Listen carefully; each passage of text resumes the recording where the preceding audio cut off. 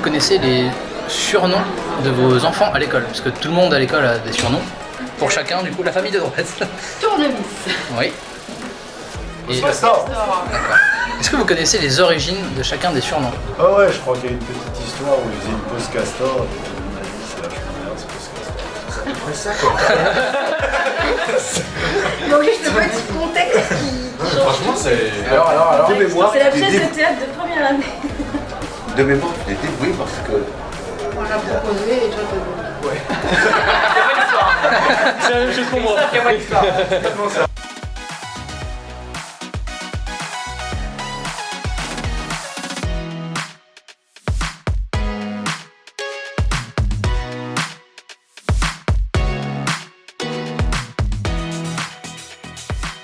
Ah oui, il n'y avait pas de spécialité à l'époque. Hein. Le grand labo, c'était on grillait des mémoires qu'on nettoyait ultraviolet, là, un truc. Les écrans sur lesquels on travaillait avaient des gueules de gros Minitel, enfin une espèce de machin. Donc moi j'ai été diplômée en 2016 et à l'époque en fait on effectuait le choix de notre spécialisation en troisième année. Diplômé en 99 avec une spécificité, j'ai fait ma troisième année à Aarhus au Danemark. J'étais le premier d'ailleurs à étraîner cette coopération Danemark. C'est un parcours quand même typé informatique, puisque j'ai fait du coup les options système et réseau. Et après c'est surtout en troisième année qu'il y avait les spécificités, où j'ai fait NTO à l'époque, je ne sais pas si ça existe encore, c'était l'organisation d'entreprise. De toute façon avant on choisissait nos options en troisième année. Et moi je trouve que c'est beaucoup plus intéressant de les choisir en deuxième année parce que en fait en troisième année c'est pas une année entière puisque on a 6 mois de cours et 6 mois de stage. Et c'est beaucoup mieux de choisir ces options en deuxième année parce qu'on a plus de temps pour se former sur sa spécialité en fait finalement. Et malgré tout en fait il y a quand même pas mal de matières qui nous permettent de justement si ça nous plaît pas de rectifier le tir, de changer un peu ses options.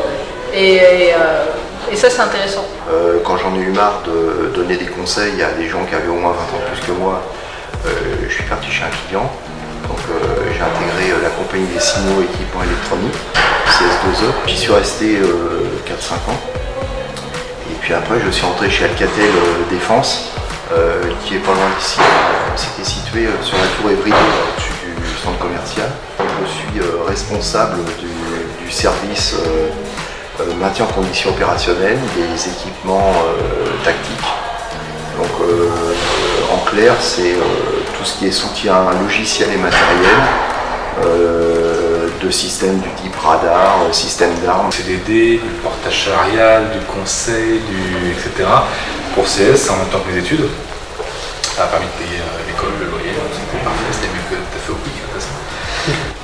Et puis naturellement après je me suis fait embaucher en CDI directement avant la sortie d'école ou quasiment un jour près chez CS en tant qu'ingénieur sécurité. Et puis au fur et à mesure là je suis monté responsable d'offres et puis directeur de département depuis 5 ans. Je suis rentré à la Société Générale par le biais d'un VIE à Hong Kong pour faire à l'origine l'informatique en salle des marchés. 2 ans plus tard, je suis rentré dans la banque, mais un métier non informatique pour faire de l'audit bancaire. Et j'ai passé ensuite donc le reste de ma carrière dans la banque, différents postes de management. Donc d'abord dans l'audit pendant 6 ans à l'inspection générale, ensuite 3 ans en tant que banquier grandes entreprises sur le secteur pétrolier à Dubaï. J'étais responsable de tous les gros producteurs de pétrole et de gaz dans le Golfe Persique pour le compte de la Société Générale. Ensuite j'ai fait ça pendant 1 an à Londres et finalement je suis parti 7 ans à Moscou en Russie, directeur général d'une filiale bancaire de la Société Générale, donc à Moscou en Russie. L'SIE, ex-IE mène à tout. Pas mal de souvenirs quand même à l'IE, dans l'ancien foyer, notamment la soirée fin du monde. C'était la dernière soirée de l'ancien foyer. On a tout ravagé dans l'ancien foyer. C'était un foyer brut de fonderie, hein. C'était du béton, du parpaing, machin, tout ça. Et fumeur un peu en plus.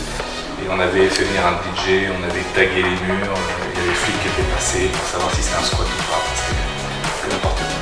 C'était très très bon souvenir ça. Très, très bon souvenir. On a créé des associations, notamment l'association sportive des élèves de l'hiver. Et on s'était mis dans la tête et on a fait pendant 2 ans, on a envoyé deux promotions au ski. Alors pour que ça fasse pas trop cher, on avait trouvé un logement qui avait l'habitude de recevoir des scolaires. Sauf que quand on est arrivé, en fait ils avaient l'habitude de recevoir des maternelles et des primaires. Donc les tables faisaient à peu près 50 cm de haut, les toilettes faisaient à peu près 30 cm de haut, les lits faisaient 1,50 m de long. Et il a fallu qu'on paye un supplément parce qu'en fait on lâchait 200 postes à dos et ils n'avaient pas prévu suffisamment de nourriture pour nourrir tous les gens. Voilà. Donc c'était un peu marrant, on a bien rigolé. Je garde un souvenir très ému aussi du challenge Central Lyon. Une année en particulier, je ne me souviens plus si c'était 86 ou 97, mais où l'IE s'était particulièrement illustré, pas dans ses compétences sportives, qui était finalement assez rarement le cas, mais plus dans ses capacités à faire beaucoup de bruit toute la nuit, pendant tout le week-end, et surtout à réveiller tout l'ensemble du campus. À l'ENSIE, on est une des écoles les plus riches associativement en France, puisqu'on a plus de 40 associations étudiantes présentes ici à l'école. Ça passe par des associations, on va dire, sérieuses, comme par exemple la Junior Entreprise, ou alors les associations dédiées à la mise en place des services informatiques, à savoir ARISE, ou à la promotion de l'école auprès des autres étudiants lors de programmes préparatoires, donc IMAGE. Donc ça, c'est des associations qui sont des lois de 1901, qui sont dirigées par les élèves et qui rendent service aux autres élèves. Être actif dans ces associations, ça nous permet de prendre vraiment des responsabilités qui nous seront utiles plus tard quand on entrera dans la vie professionnelle. Pour Central Lyon, ce qu'on a fait, on avait fait une équipe de Pom Pom Girl et on avait fait une chorégraphie. Pom Pom existe et passe à Central Lyon, Fanfare va à Central Lyon. Et j'ai vu effectivement que maintenant il y avait vraiment quelque chose de très structuré. Au niveau de la vie associative, je n'étais pas très investie. Et ça, c'est un des regrets. C'est un des regrets que j'ai parce qu'en fait, il y a beaucoup d'associations diverses et variées. Et que ce soit pour monter des films, faire des projets de robots, organiser le Every City Game, Every Game City, je ne sais plus comment ça s'appelle. Au niveau effectivement association, j'étais presse du bar, on a essayé à l'époque de refonder Gala, Gala n'existait pas. Donc on a pas mal perdu d'argent la première année. Heureusement qu'il y avait Forum d'ailleurs à l'époque, je remercie le Forum de l'époque, qui nous avait financé un peu. Après il y avait Chouchoute qui avait repris le truc l'année d'après, qui avait vraiment fait le premier vrai Gala, c'était énorme. Et puis à l'époque aussi on avait fondé Party. Party, c'était l'association qui s'occupait des soirées, globalement le DJ, ce qui maintenant c'est 90s. Et là on a créé le club d'investissement, je ne sais pas s'il existe toujours, le club d'investissement de l'IE. Donc en fait on achetait des actions, on les revendait, on avait un compte qui avait été ouvert à la BNP. Et en fait, on souhaitait s'enrichir, mais enfin, je vous assure qu'on n'a pas fini très riche, voire même plus pauvre qu'avant, parce qu'on n'était pas très riche. Mais ça fait naître des vocations, parce que j'ai des copains de promo qui sont devenus agents de change. D'accord. Et traders. Le premier souvenir, c'est que je m'étais fait embarquer par Thibaut Montoya dans la création d'une association qui s'appelle le Club Événement. Et dont l'intitulé, dont l'objet social officiel était de créer des événements pour les élèves et pour l'école, et qui a fini, je pense, au bout de 6 mois, à surtout essayer de tirer des invitations dans des boîtes de nuit parisiennes. À côté de ça, il y a beaucoup d'associations un peu plus ludiques, plus fun, où chacun va pouvoir en fait trouver son compte. On a une association de cuisine, une association de musique, danse, chant, on a de la réalité virtuelle, de la robotique, du bricolage.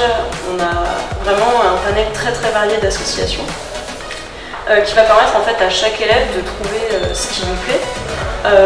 Ça nous permet aussi d'être très soudés entre nous, puisque comme on est des petites promotions, je crois qu'actuellement on est passé à 150 élèves à peu près par promotion.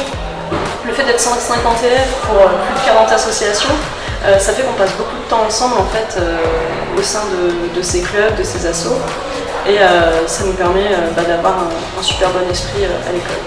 Voilà la signification de ENS-IIE. Alors, École nationale supérieure déjà pour toutes les UNES. IIE, alors informatique, entreprise, ingénierie de l'entreprise. Et ingénieur de l'entreprise. Oui, je connais la réponse. Okay, là, c'est l'inverse, les deux. D'accord. Ingénierie, alors par contre, je suis surpris que ça se prononce ENS. Parce qu'avant, ça s'appelait l'IIE. Donc on a conservé le nom IIE. Mais j'ai toujours entendu les jeunes parler de l'ENSIE et non pas de l'ENS. IIE, c'est un peu informatique pour l'industrie. En fait,